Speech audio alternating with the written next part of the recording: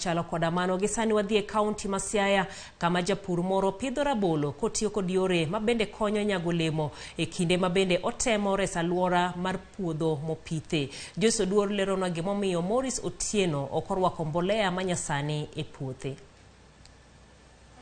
E puodho mar Kaleo kaunti ma Siaya, Morris Owich ma jahigni 52 omako pur manyaluo e puothe. Kata obedo ni puothe tin ne eka achiel, Owich opidho kido mopogore opogore mag rabolo. An kodu rabolo mopogore opogore, an kodu Cavendish, ano rabolo mago madongo kabisa. Then nitie Fia 17 ma an kodo.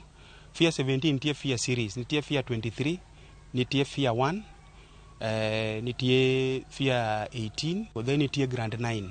Mano nitie the Uganda Bogoya miluongo ni the Gross Michel kata the Big Mike, mano an kodoka. Nitie opong tomol, mano nitie ma en Chinese dwarf, and then nitie rabolo mar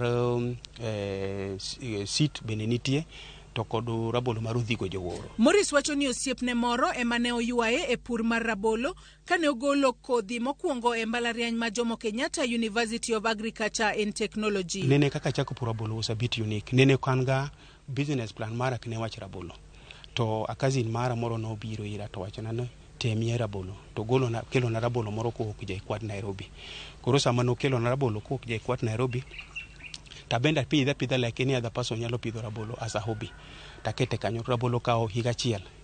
To kose kao higa chiel rabolo no goyo. To go matin to auso rabolo siling 500.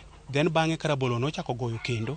Tanwango ka rabolo no golo pesa ma auso siling 1,500. Morris tiyo gi mbolea mar oko jamni kothegore kod mbolea manyasani mowacho ni ketho lo kendo nyalo hinyo ngima dhano. Korone aneno no mondo atim organic farming.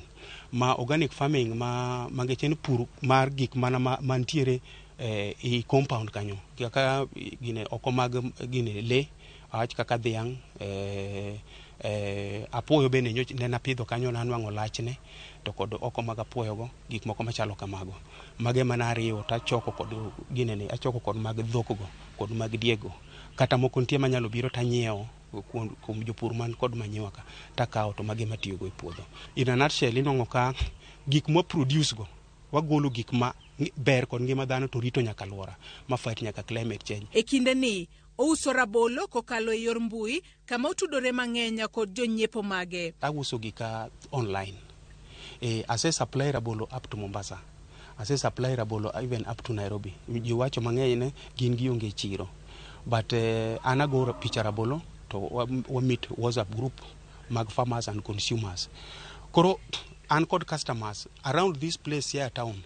An kod customers magagasi mtowacho nitie rabolo kanyero mikuogo. Kata mi tedo to gibire bira to gikao to gidhi kodo. Kata kamano oketo maino kojiwo lony mar pidho rabolo kendo geto yaro bade mondo yud chiro nyaka e pinje maoko. Ka in japur idwaro market maoko nitie standard ma joko keto ma koponu chemicals ng'eny chambi mi igolo to nyiso ni chiro mari kinyanwango kata Ulaya kuro. Koro ne wabet piny bo aneno no organic farming is the future way of farming. Kendo ne waneno ni kawanyalo riwre kaka jopur manyalo timo pur mar organic mwase identify farmers matimo organic to wanyalo timo gimiluongo ni corporate marketing to watero koro gigo oko emomiyo koro ne adonji pur mar organic. Kaka yor bugo yuto mare, Morris bende tiego jopur mamoko ewi yore mag pur kod arita makare mar lo. Kaleo Smart Farm Investment is a registered organization kendo an kod office a town matimo gimiluongo ni agronomic services to jopur. Extension services. Puoth Morris en ranyisi mar jiwo kit pur manyachon manyago lemo kendo rito lo kod alwora mag puothe. Joyce Oduor, Ramogi TV.